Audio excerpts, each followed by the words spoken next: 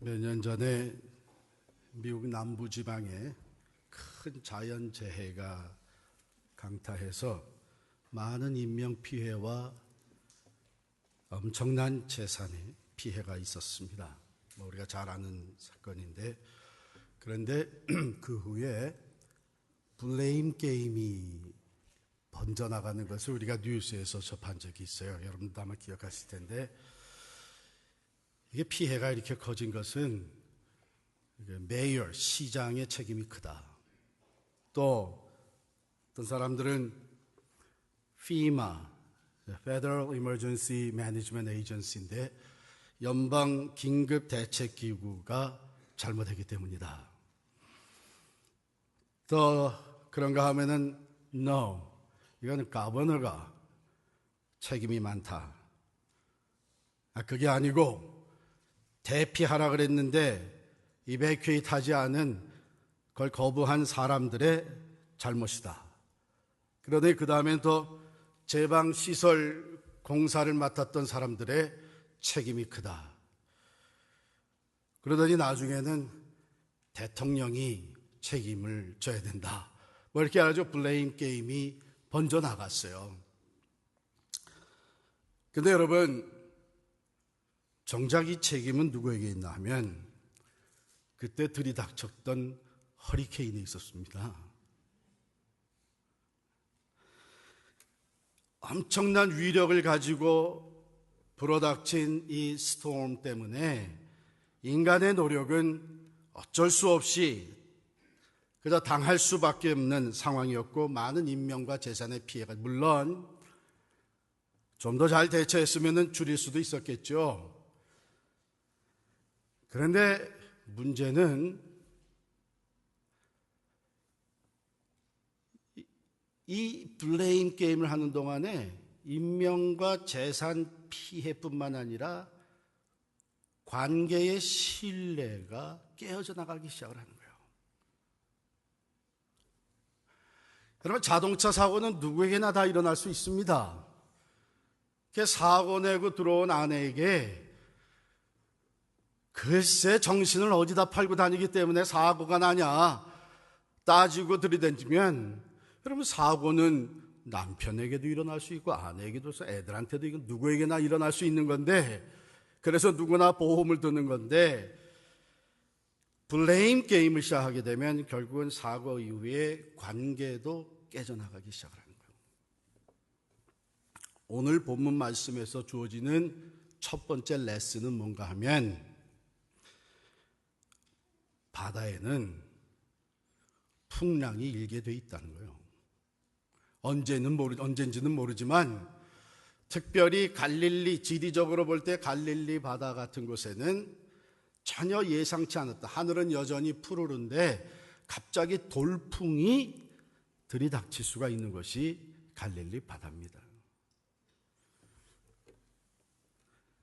우리 인생 여정에는 얼마든지 스톰이, 풍파가 일어날 수 있는 것이에요. 베드로전서 4장 12절에 보면 이런 말씀이 있어요. 사랑하는 자들아, 너희를 연단하려고 오는 불시험을 이상한 일 당하는 것 같이 이상히 여기지 말고 그랬어요. 지금 이 배가 갈릴리 바다에서 큰 풍랑을 만나서 죽게 된 이 배가 왜 출발했어요? 예수님께서 저편으로 건너가자 그래서 순종하면서 출발을 한 배입니다. 그 안에 누가 있었어요? 예수님의 제자들이 있었고요. 예수님께서 계셨습니다. 이상하게 여길 수가 없는 거예요. 예수님이 타고 가시는 배, 예수님이 사랑하시고 예수님이 책임져 주시는 제자들이, 또 그들이 예수님께 순종하면서 나아간 길에 폭풍이 일어났다면 오늘 우리들의 삶에도 얼마든지 스톰이, 풍랑이 일 수 있는 겁니다.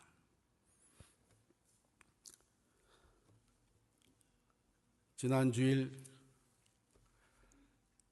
새벽 교회 예배를 준비하고 있는데 갑자기 메시지가 들어왔어요. 주일 새벽이면 목사님이 주무시든지 예배를 준비하든지 할 텐데 메시지가 들어온 건 그 긴급 상황이잖아요. 여집사님이 보냈는데 남편이 갑자기 하르택으로 이물전시에 들어갔다는 거예요. 준비하던 거 다 접어놓고 간절히 기도를 했어요. 지난주 중에 우리 교인의 어느 한 가정이 성장한 딸이 큰 수술을 받게 돼서 말할 수 없이 낙심하고 좌절하게 됐어요. 또 사랑하는 가족을 먼저 하나님 나라에 보내드리는 장례식을 가질 수밖에 없었어요.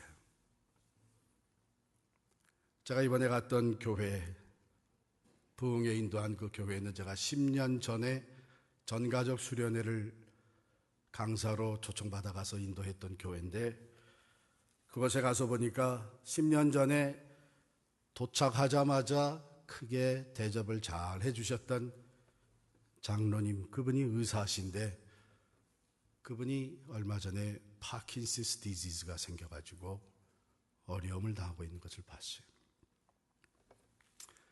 우리 지금 이 자리에도 갑자기 우리의 삶에 폭풍우가 들어닥친 상황에 있는 분들이 있을 것입니다.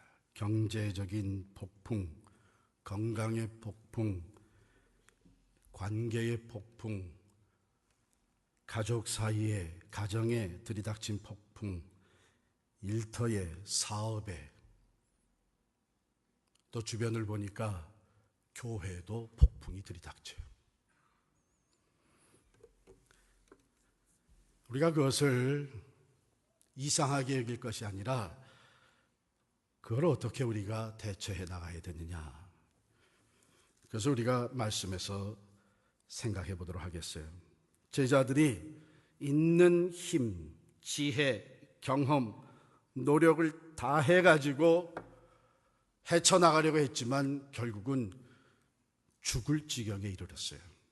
그래서 예수님, 주무시는 예수님을 깨웁니다. 선생님이 우리가 죽게 된 것을 돌보지 아니하시나이까. 두 손 들 수밖에 없게 됐습니다. 여러분, 우리가 이런 인생의 풍랑을 전혀 예기치 아니했던 폭풍이 들이닥칠 때 먼저 기억해야 될 것은 주님이 우리와 함께 계시다고 하는 것입니다. 약속해 주신 주님, 하늘과 땅의 모든 권세를 내게 주셨으니 말씀하시고, 그러므로 너희는 가라 말씀하시고 약속하시기를 볼지어다 내가 세상 끝날까지 너희와 항상 함께 있으리라. 그 약속하신 주님이 오늘 여러분과 저의 삶에 어떤 폭풍과 들어닥쳐서 그 상황이 얼마나 위험하고 또 두려워져서 이제는 침몰할 수밖에 없는 죽을 지경에 놓여 있을지라도 거기에 우리 주님 함께 계심을 믿으시기를 바랍니다. 그렇습니다. 하나님이 예수 그리스도 안에서 우리와 맺어주신 이 사랑은 변함없는 사랑인 것을 사도 바울은 우리에게 증거하고 있지 않아요? 로마서 8장 35절에 보면 누가 우리를 그리스도의 사랑에서 끊으리요? 환난이나 공고나 박해나 기근이나 적신이나 위험이나 칼이랴. 이 모든 일에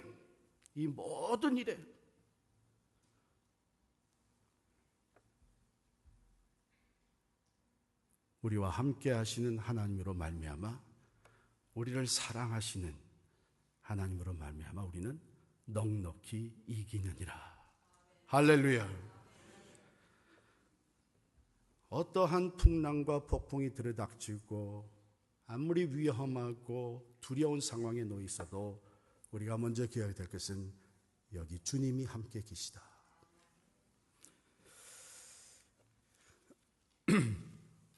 제자들은 주님을 깨웠어요. 주님을 깨우면서 이렇게 얘기했어요. 우리가 죽게 된 것을 돌보지 않으십니까? 돌아보지 않으십니까? 근데 여러분, 이게 똑같은 상황인데, 똑같은 사건인데 마태복음하고 누가복음에는 이렇게 기록이 되어 있습니다. 주여 우리를 구하소서, 우리가 죽게 되었나이다. 근데 마가복음이 이제 성경학자들은 제일 먼저 쓰여졌다고 그러고, 그 마가복음 이후에 마태, 누가가 쓰여질 때는 아마 이렇게 해서 약간 변경을 한 거예요. 편집을 하며 변경한 것이 아니냐. 어떻게 예수님에 대해서 원망스럽게 이렇게 얘기할 수 있느냐. 우리가 죽게 되었는데, 아니 무슨 선생이, 우리를 불러주신 그 선생이 어떻게 상관하지 않고 잠만 주무십니까? 우리가 죽게 된 것을 돌보지 아니하십니까? 솔직한 심정이죠. 우리들의 삶의 어떤 때는 정말 하나님이 살아계시나 말이에요. 하나님이 정말 나에게 관심이 있으신가 말이에요.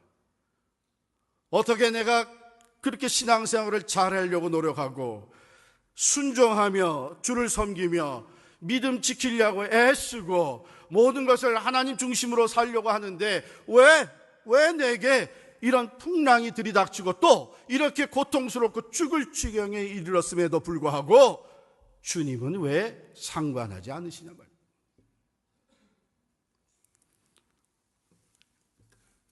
그런 마음으로 주님을 깨웠어요. 근데 감사한 것은요, 주님께서 너 그런 마음으로 기도하면 내가 응답 안 한다. 어떻게 네가 그런 원망을 할 수 있냐? 또는 그 믿음이 그렇게 없어서 어떻게 응답을 받겠냐? 그러고선 일어나서 먼저 탓하시고 책망하시질 않고 오늘 본문에 보니까 깨어나셔서 바람을 꾸짖으시며 바다더러 이르시되 잠잠하라 고요하라 하고 먼저 풍랑을 다스려 주셨어요. 문제를 먼저 해결해 주셨어요.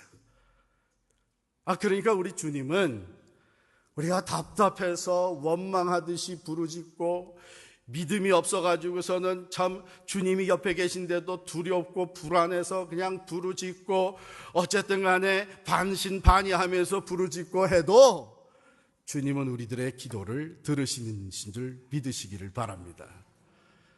그렇다고 책망 안 하시는 건 아니에요. 그 보면 나중에 책망을 하셨어요. 네? 그렇기 때문에 우리는 먼저 하나님께 부르짖고 볼 겁니다. 또 오히려 사실은 진실되게 부르짖는 게 좋아요. 두려움은 두려운 대로, 원망스러우면 원망스러운 대로, 의심이 가면 의심 가는 대로, 주님, 내가 이렇게 죽게 됐는데도 아무런 간섭도 상관도 안 하시는 거 보니까 우리에게 관심이 있으신 겁니까? 하나님 정말 나를 사랑하시는 겁니까? 이러다 나 정말 죽으면 어떡하려고? 이러다 우리 가정 완전히 파손되면 어떡하려고? 이러다가 내 사업 완전히 망하면 어떡하려고? 주님, 정말 나를 돌아보시는 겁니까? 시편에 보면 시인이 그런 마음을 주님 앞에 다 쏟아놓으면서 부르짖는 내용들이 여러 군데 나와요. 믿음 없으면서도 믿음 있는 척, 하나님 형통케 될 줄을 믿습니다. 그러고 나가시지 마시고 내 마음을 다 쏟아, 우리가 죽게 되었어. 왜 가만히 계시나? 해결해 주셔야 될 거 아니에요. 이게 우리의 부르짖음. 제자들이 이렇게 부르짖었을 때에 주님이 일어나셔서 명령하셨습니다. 잠잠하라 고요하라. 풍랑이 잔잔해졌어요.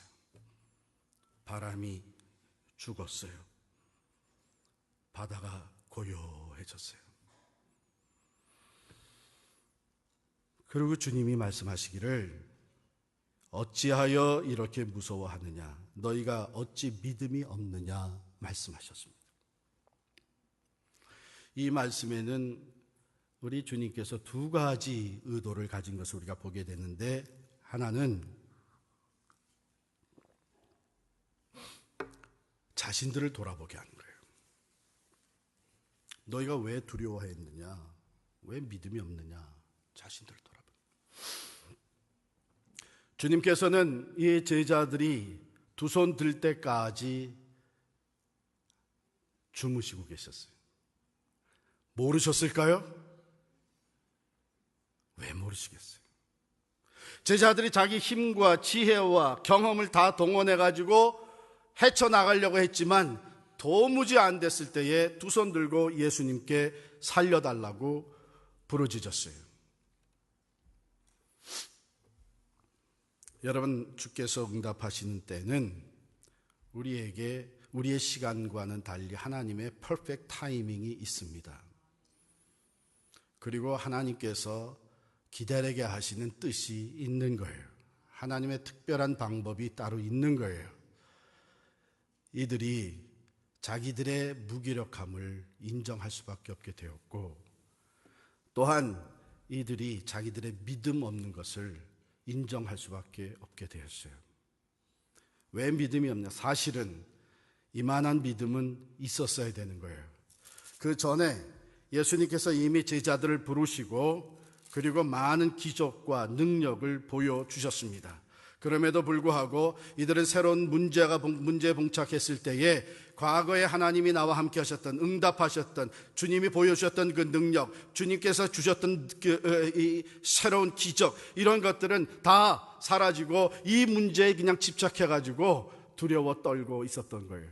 가령 예를 들면 마가복음 1장 21절에 보면 예수님이 회당에 들어가셨는데 귀신 들린 사람이 있었습니다.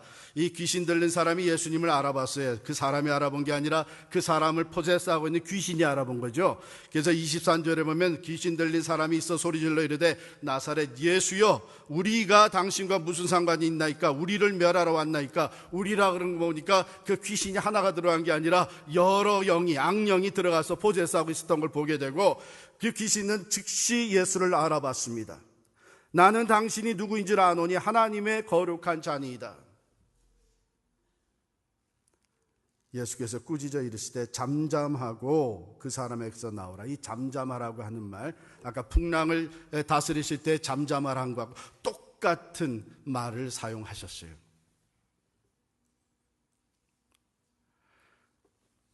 인간을 파괴시키는 악한 영을 잠잠케 하시는 능력, 그게 주님께 있었고, 바다와 풍랑을 잠잠케 하시는 그 능력이 주님께 있었고, 너희가 그것을 경험하고 보았는데도 왜 두려워하느냐?